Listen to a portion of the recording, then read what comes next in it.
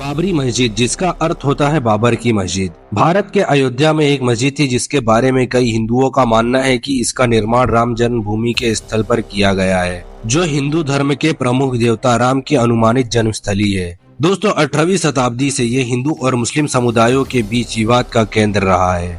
मस्जिद के शिलालेखों के अनुसार इसका निर्माण 1528 और 29 में मुगल सम्राट बाबर के कमांडर गौर बाकी द्वारा किया गया था। 1992 में एक हिंदू राष्ट्रवादी भीड़ द्वारा मस्जिद पर हमला किया गया और उसे ध्वस्त कर दिया गया, जिससे पूरे भारतीय सब कॉन्टिनेंट में सांप्रदायिक हिंसा भड़क उठी। हेलो फ्रेंड, स्वागत है आपका एक बार फिर से मेरे यूट्यूब चैनल में। मैं हूं आबिद शेख और आप देख रहे हैं AH TV। दोस्तों, मस्जिद राम कोट यानी राम का किला नामक पहाड़ी पर स्थित है। हिंदू राष्ट्रवादियों के अनुसार बाकी ने उस स्थान पर पहले से मौजूद राम मंदिर को नष्ट कर दिया। इस मंदिर का अस्तित्व विवाद का विषय है। इलाहाबाद हाईकोर्ट के आदेश पर भारतीय एस्ट्रोलॉजिकल सर्वे ने विवाद स्थल की खुदाई की। अदालती समय की कमी के कारण खुदाई की अवधि कम थी, जो केवल 15 दिनों तक चली। एक्सकेवेशन की रिपोर्ट ने कॉन्क्लूजन निकाला कि मस्जिद के खंडर के नीचे एक विशाल संरचना के खंडर थे, जो उत्तर भारत के मंदिर से जुड़े पाए गए हैं। लेकिन इस बात का कोई सबूत नहीं मिला कि ये संरचना थी बाबरी मस्जिद के निर्माण के लिए विशेष रूप से ध्वस्त किया गया था। रिपोर्ट को प्रशंसा और आलोचना दोनों मिली। कुछ अन्य एस्ट्रोलॉजिस्ट ने रिपोर्ट के परिणामों का विरोध किया।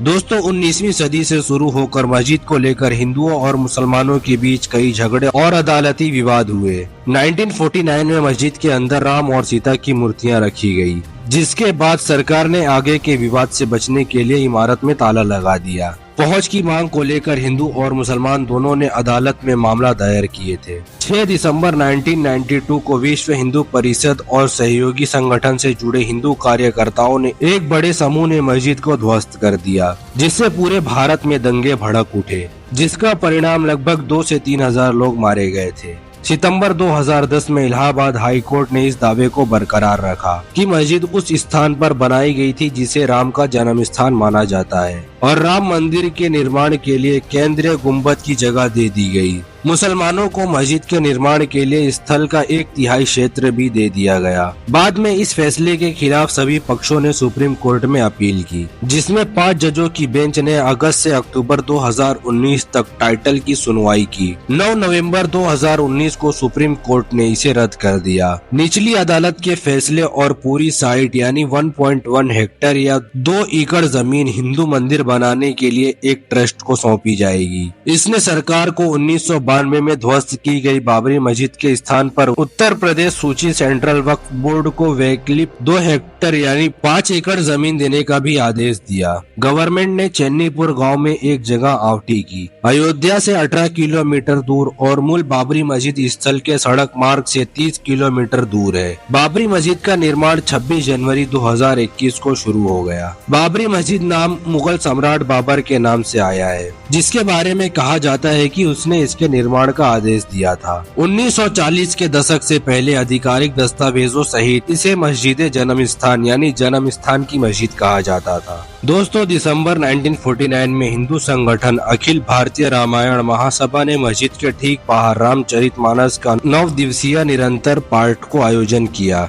दोस्तों, इस घटना के अंत में 22 और 23 दिसंबर 1949 की रात को 50 से 60 लोग का एक समूह मस्जिद में घुस गया और वहां राम की मूर्तियां रख दी। 23 दिसंबर की सुबह कार्यक्रम आयोजकों ने हिंदू भक्तों को दर्शन के लिए मस्जिद में आने के लिए कहा। जैसे ही हजारों हिंदू उस स्थान पर जाने लगे, सरकार ने मस्जिद को विवादित क्षेत्र घोषित कर दिया और उसके द्वार बंद कर दिए। गृह मंत्री वल्लभ भाई पटेल और प्रधानमंत्री जवाहरलाल नेहरू ने राज्य के मुख्यमंत्री गोविंद वल्लभ पंत को मूर्तियां हटाने का निर्देश दिया। हालांकि पंत मूर्तियां हटाने के इच्छुक नहीं थे। पंत ने जवाब में लिखा कि सफलता की उचित संभावना है, लेकिन चीजें अभी भी अस्थिर स्थिति में है और इस स्तर पर अधिक कहना खतरनाक होगा। 1950 तक राज्य ने CRPC की धारा 145 के तहत संरचना पर नियंत्रण कर लिया और मुसलमानों को नहीं बल्कि हिंदुओं को भी उस स्थान पर पूजा करने की अनुमति दी। 16 जनवरी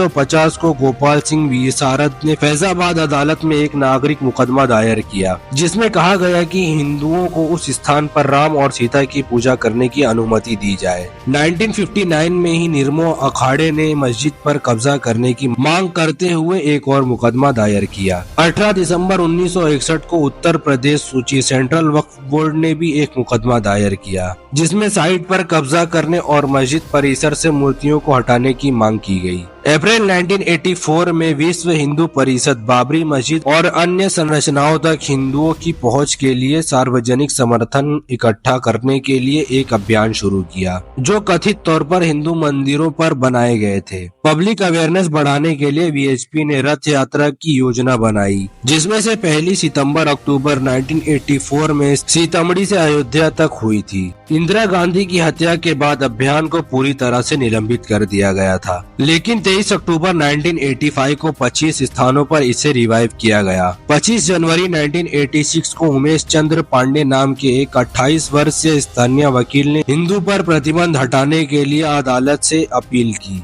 बाबरी मस्जिद परिसर में पूजा। इसके बाद राजीव गांधी सरकार ने बाबरी मस्जिद के गेट पर लगे ताले हटाने के आदेश दिए। इससे पहले साइट पर एकमात्र हिंदू समारोह की अनुमति एक हिंदू पुजारी द्वारा वार्षिक पूजा करने की थी। फैसले के बाद सभी हिंदुओं को साइट तक पहुंच प्रदान की गई और मस्जिद को एक हिंदू मंदिर के रूप में प्राप्त किए। क्षेत्र में सांप्रदायिक तनाव तब बिगड़ गया जब नवंबर 1989 में राष्ट्रीय चुनाव से पहले वीएचपी को विवादित स्थल पर शिलान्यास करने की अनुमति मिल गई। भारतीय जनता पार्टी के एक वरिष्ठ नेता लाल कृष्ण आडवाणी ने रथ यात्रा शुरू की। दक्षिण से शुरू होकर अयोध्या की ओर 10,000 किलोमीटर की यात्रा पर निकल पड़े। 6 दिसंबर 1992 को भाजपा, वीएचपी और आरएसएस के नेता प्रार्थना करने और प्रतीकात्मक कार सेवा करने के लिए स्थल पर एकमात्र हुए। दोपहर के समय एक किशोर कार सेवक को गुंबद पर घुमावदार बनाया गया और इसने बाहरी घेरे के टूटने का संकेत दिया। इसके तुरंत बाद ही बड़ी संख्या में कार सेवकों ने मस्जिद को ध्वस्त किया।